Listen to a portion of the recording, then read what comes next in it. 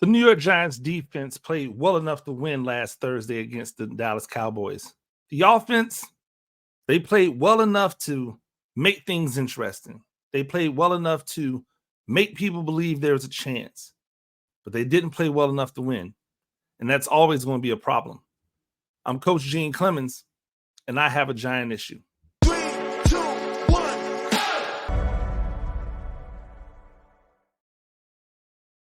Ladies and gentlemen, welcome to another issue of A Giant Issue. I'm Coach Gene Clemons.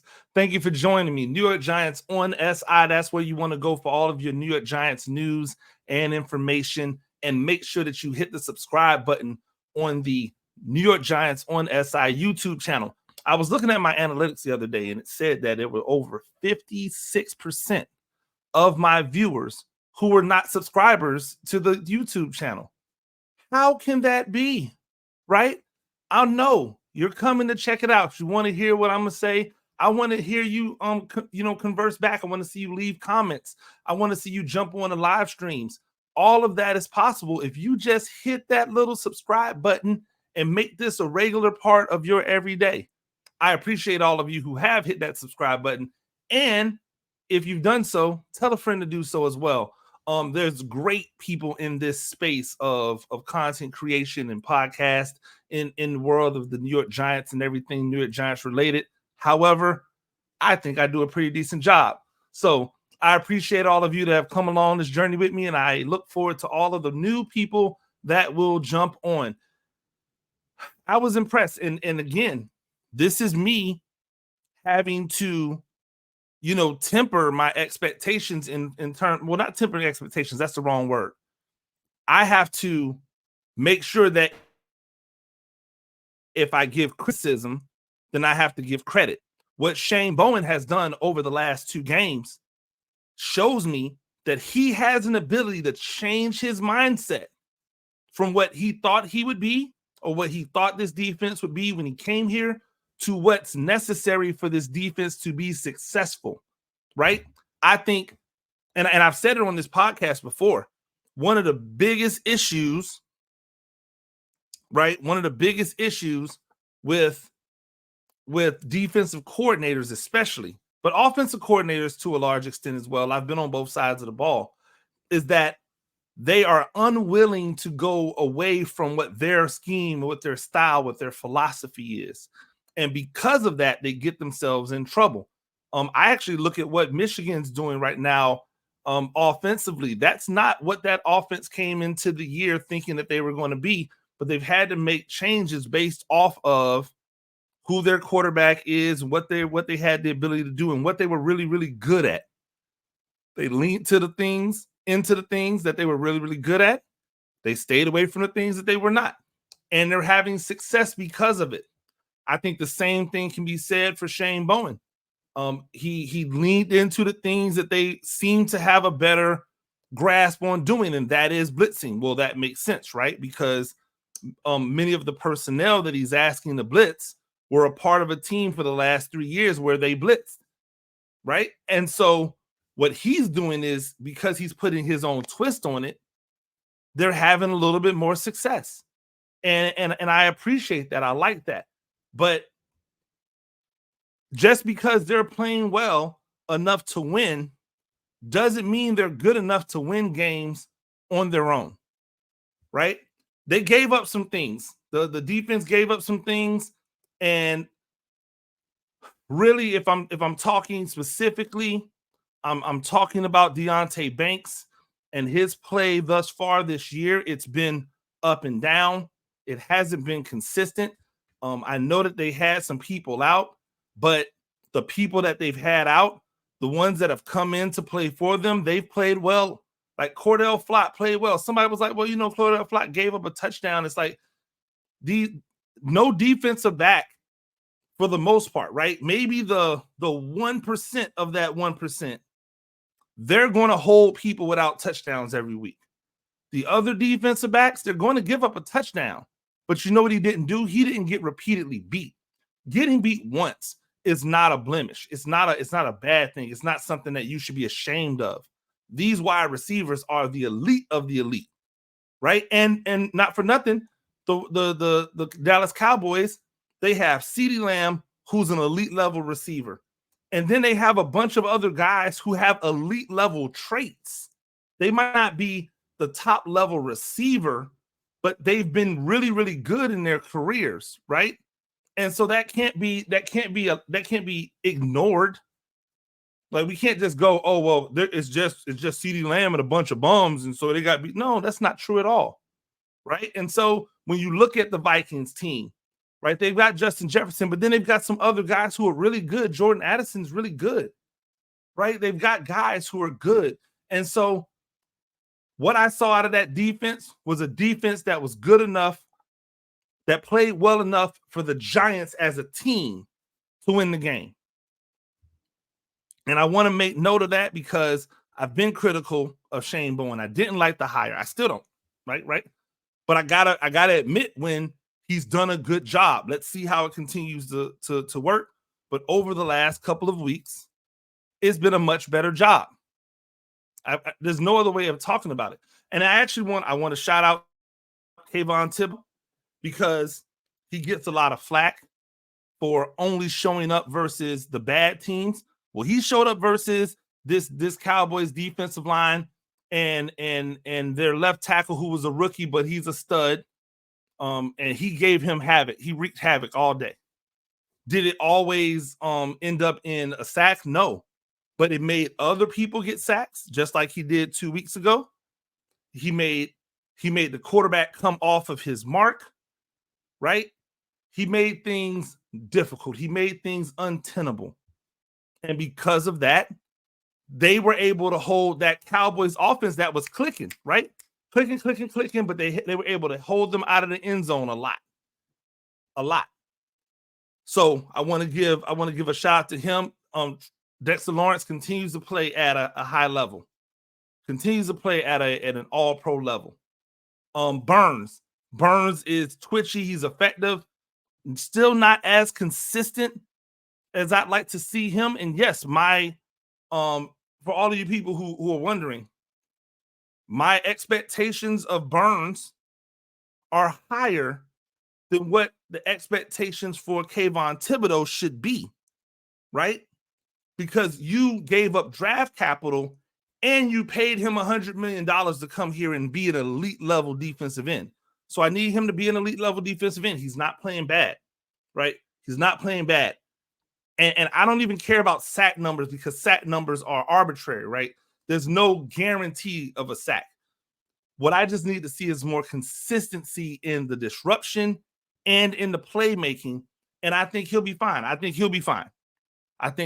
Azeez still playing well as that guy off the bench. I know somebody was talking about Azeez Ojulari possibly being traded or let go. Why? Why are you trying to make this team worse? Right? Like, why would you want to make this team worse by taking away from the depth? It's good to see that they have a guy that they can legitimately put in for Burns or for Thibodeaux and continue to like get pressure from both ends, have disruption from both ends.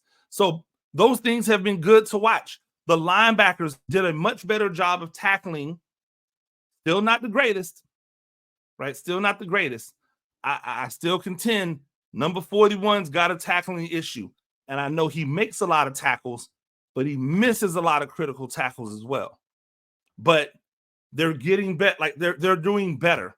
But in fairness, I believe tackling is poor across the NFL. So the Giants are probably on par or right below what the average is around the NFL. Like, tackling just has not been good across the league.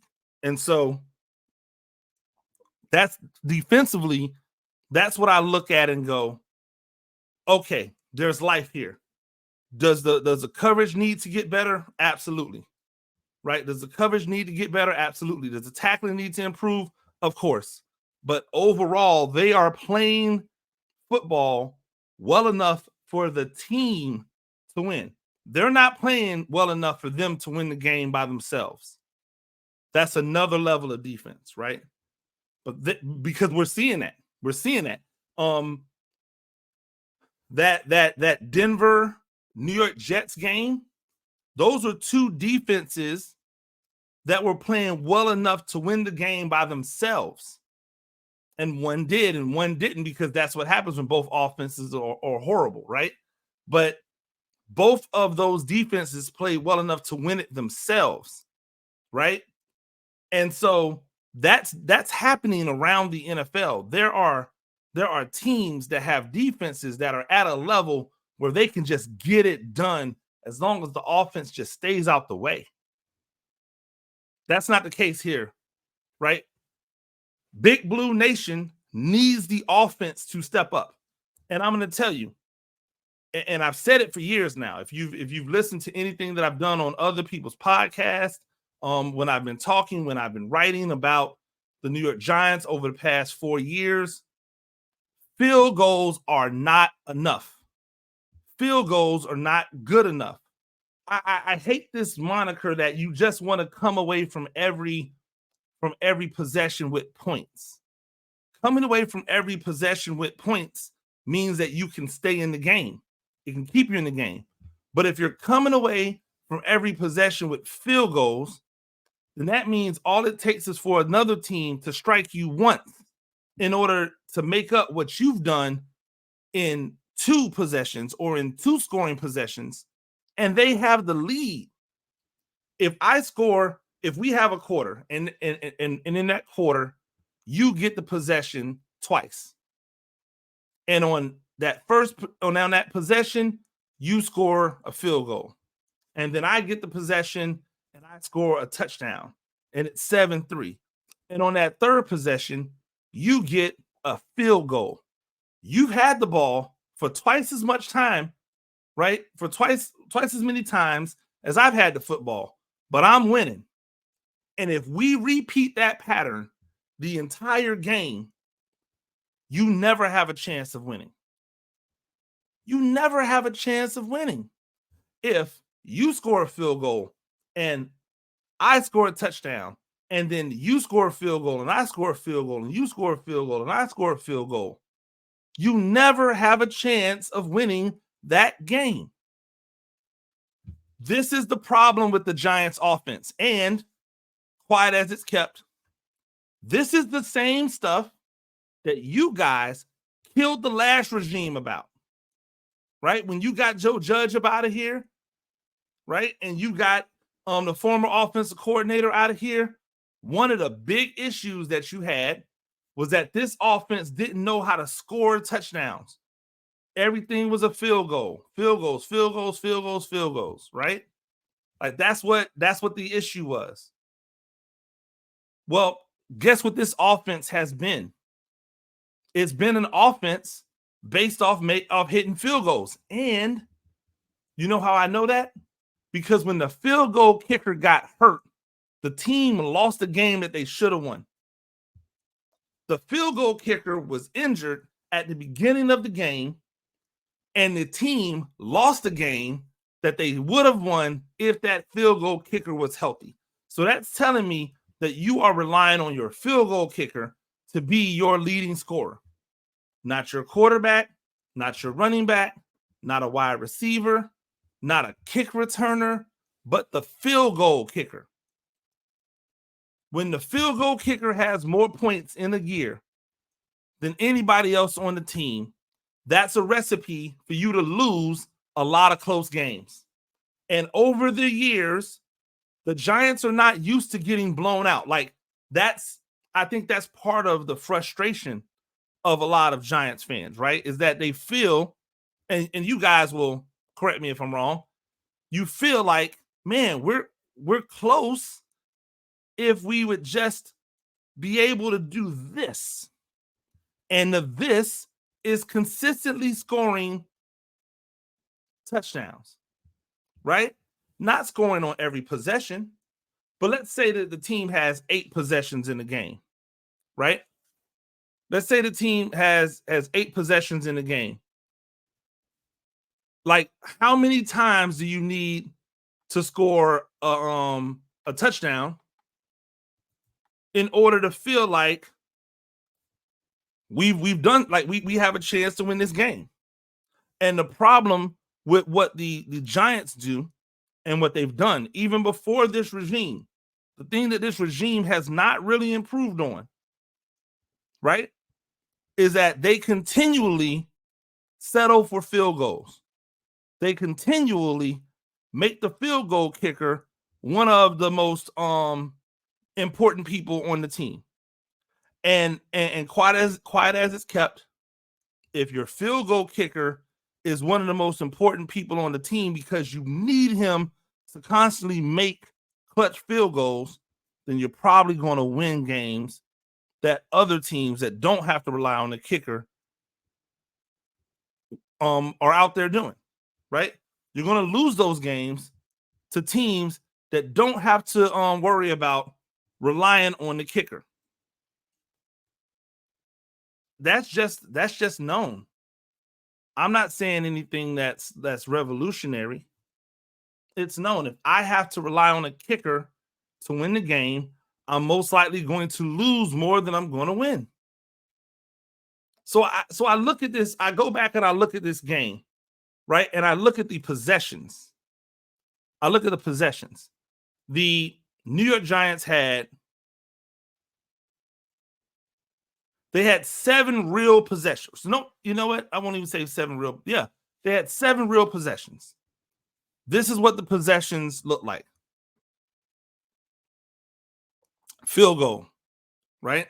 51 yards and then a field goal. 55 yards and then a field goal. 52 yards and then a field goal. The end of the half. 77 yards and a field goal. A punt. 28 yards and a field goal. A turnover on downs. 15 yards and a turnover on downs.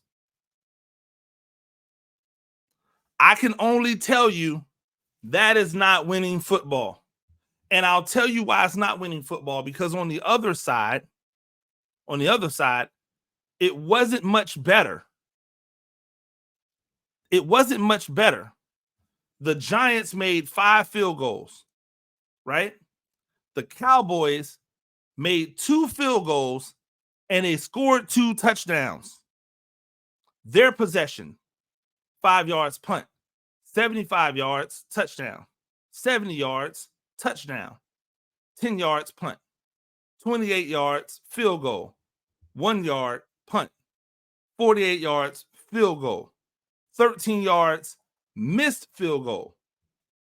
And I know it was a missed field goal because a lot of people were upset because if the Cowboys had made that field goal, right, then things might look different in the betting world. We'll just say that.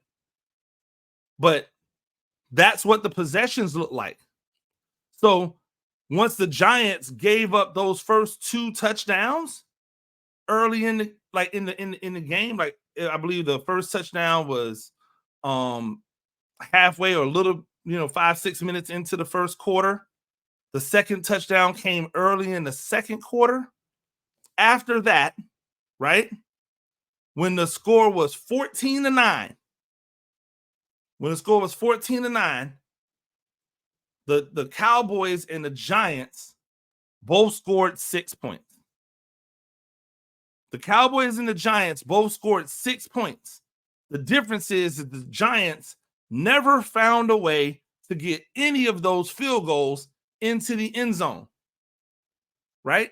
Never found any way to get those field goals into the end zone. You have to lay that at the feet of who? Right? Because we want to blame Daniel Jones. People want to blame Daniel Jones. And there's Daniel Jones blame to go around in this game. Right? But I don't want to talk about that today. I want to talk about that tomorrow. I don't want to talk about that today. There's reason to be critical of what Daniel Jones did, even though the stats would try to make you believe he had a really good game. But I don't want to do that. I want to look at it this way. I want to look at these possessions and go, what happened that stalled the possession? Right? What happened that stalled the possession? Well, let's look. The first field goal is a field goal on the 34-yard line. So that means you didn't get into red zone. You didn't get into the red zone. It was a 3rd and 4. You didn't convert, right? Didn't convert.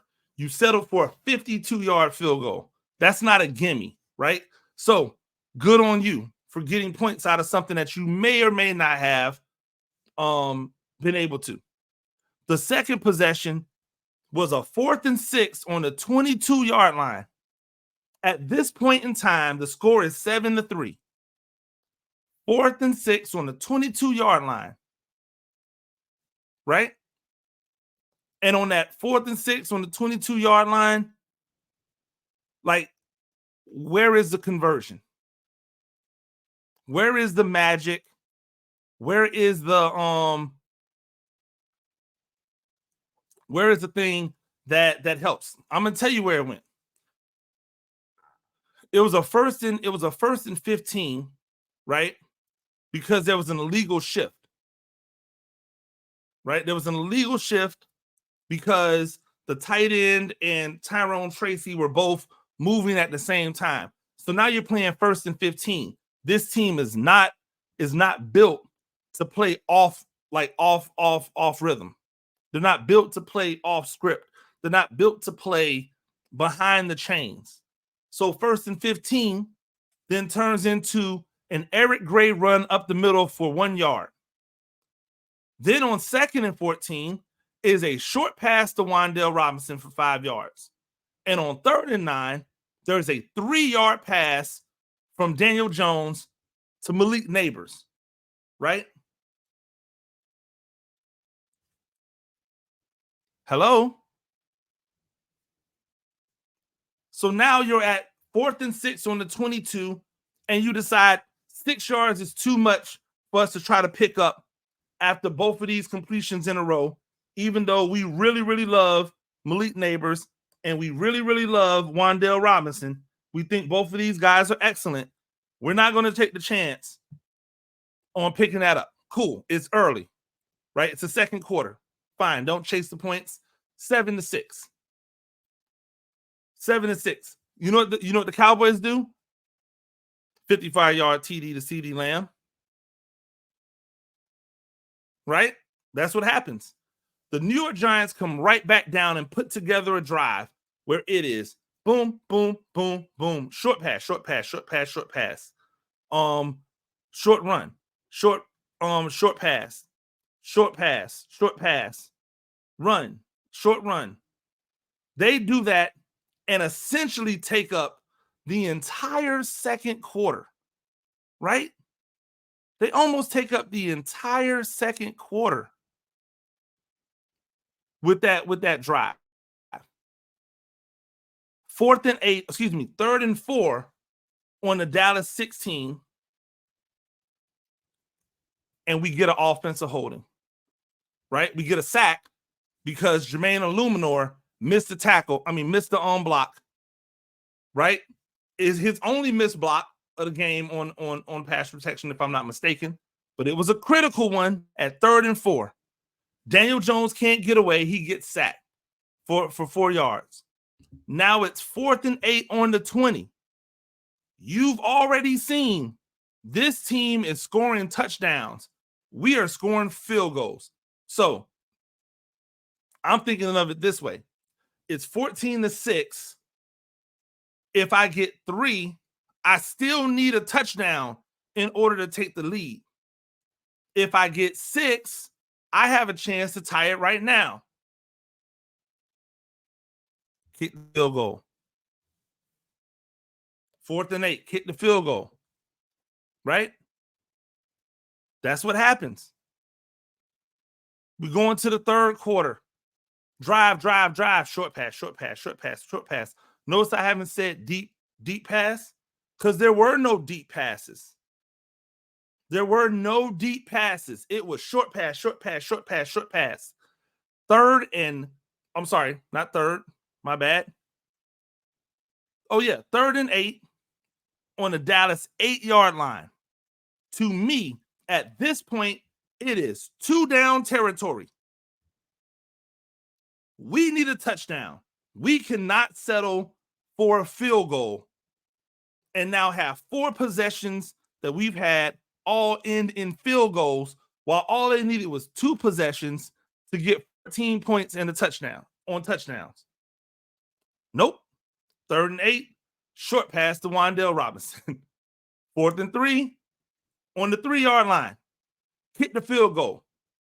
You have an athletic quarterback. You have a running back that's dynamic. He's shifty.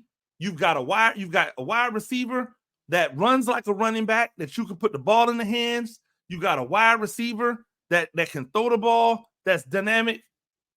You've got 2 6'5" tight ends. Nope, let's not go for it. Let's not make them drive 97 yards in order to get a touchdown, because we've been playing good defense, right? Since we gave up those 2 touchdowns, we've been playing really good defense. Let's not make them drive 97 yards. Let's kick the field goal. Let's kick the field goal. 14-12. Ooh, the Giants are right in this game. Were they ever really in the game? How many of you, like, I remember I went live at halftime and I said the Giants have a chance to win this game. I said that to you in the middle of a hurricane. There was a hurricane barreling down. There was winds blowing. I was apologizing about the winds, but I told you I would go live at halftime, and I went live at halftime while I was trying to get out of town from a hurricane. I said that they had a chance to win this game. They've got to find a way to put the ball in the end zone, and no. They came out and they kicked the field goal. So, kick the field goal. The Cowboys come down, take some time off the clock. They kick a field goal. Giants come back, punt. Dallas comes back, punt. Right? Giants get it again. Short pass, short pass, short pass, short pass, short pass, short pass. Let me rewind. 1st and 10 from the 20. Short pass to Malik Neighbors for -1 yard. 2nd and 11 on the 24. Devin Singletary on an outside run, -3 yards. 3rd and 14 on the 24. Daniel Jones, short pass to Darius Slayton, incomplete. Oh, and this is the one where I look at people and I go, what do you want these dudes to do? Right? What do you want them to do? Because people tried to blame Darius Slayton for dropping the pass. But the ball was thrown. He's coming and turning around. He's thinking there's a ball that's going to come on him quick, right? Because it's 4th down. It's 4th down and it's 3rd down, right? It's 3rd down and 14. He pushing. He's trying to get to the sticks. Daniel Jones throws the ball outside. He turns inside. He throws the ball so far outside and low that Darius Slayton has to squat down and explode to his left and stretch out and try to catch the ball. If he catches the ball, it's great. But that should not be the expectation. When you throw a ball so far away from the wide receiver, the expectation shouldn't be that the wide receiver should come up with the pass. Now, do I think that Darius Slayton believes he should have been able to haul that in? Yes. Realistically, the statistics show that more of those are dropped than caught. It's a bad pass on a 3rd down that forces this offense to go.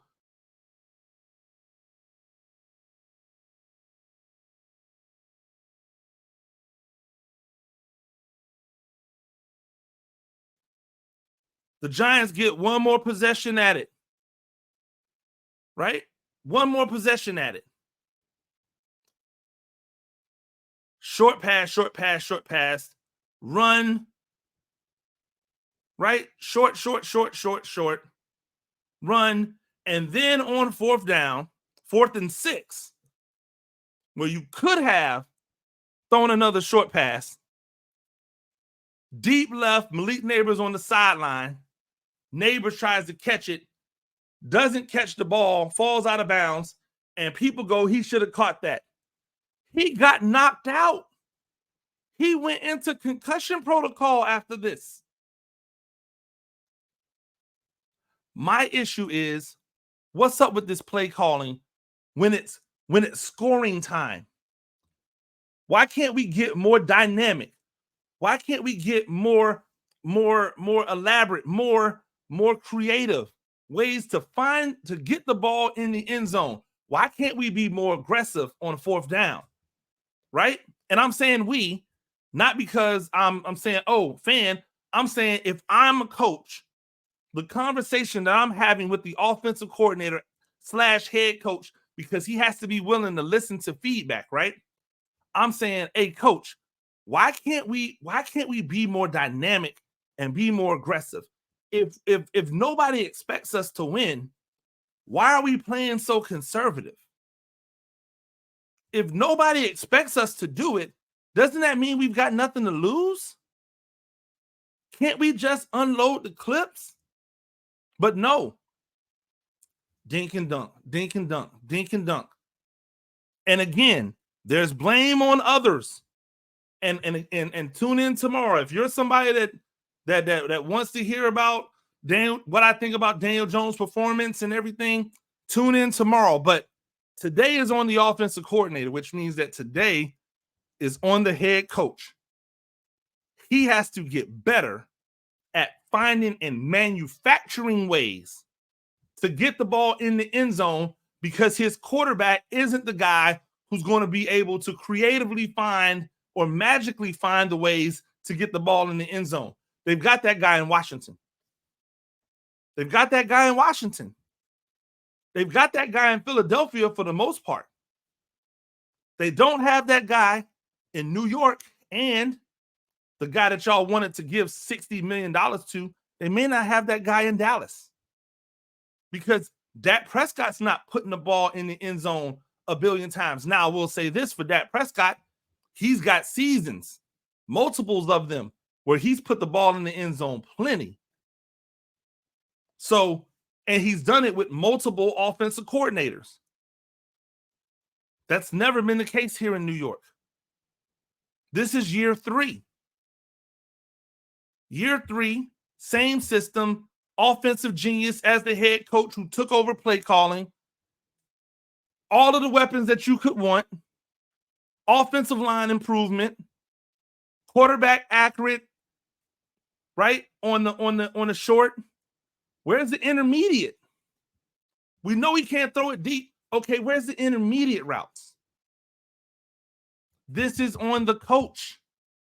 As much as it's on any other player, the schematics have to be better when it's time to put the ball in the end zone. And they weren't. And that's why they lost. The defensive coordinator did his job. They were leaking. They put a tourniquet on it, right? 14 points in the first, let's say, 18 minutes of the game, or 15, 16 minutes of the game. No, 18 to 20 minutes of the game of actual game time. 6 points after. The first quarter and a half, if you want to, 14 points. The next 2.5 quarters, 6 points. That's getting the job done defensively. Offensively, 5 field goals. And that's why you lose games. Shout out to the, you know what I'm saying? Shout out to the field goal kicker, right? You gotta show love. He came in and did his job, right? If you were worried about whether or not Joseph was going to be able to do the job, you got the answer. He came in and did his job. He looked just like Graham Gano, out there kicking a bunch of field goals only to watch the team lose. You have to get better at putting the ball in the end zone when you are in scoring positions. And the Giants didn't do that, and that's why they lost. I don't know if it's something that you can fix in a week. right?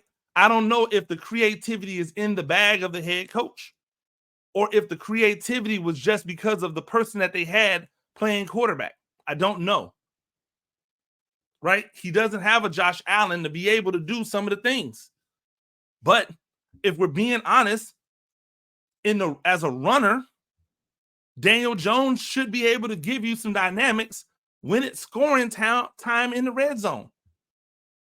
Not just random rushing yards in the middle of the field. In the red zone. We'll see. Ladies and gentlemen, thank you for joining me. New York Giants on SI. That's where you find all your New York Giants news and information. Make sure you go to the New York Giants on SI YouTube and hit that like and subscribe button. Hit the notification bell so you know anytime there's a new one of these uploaded.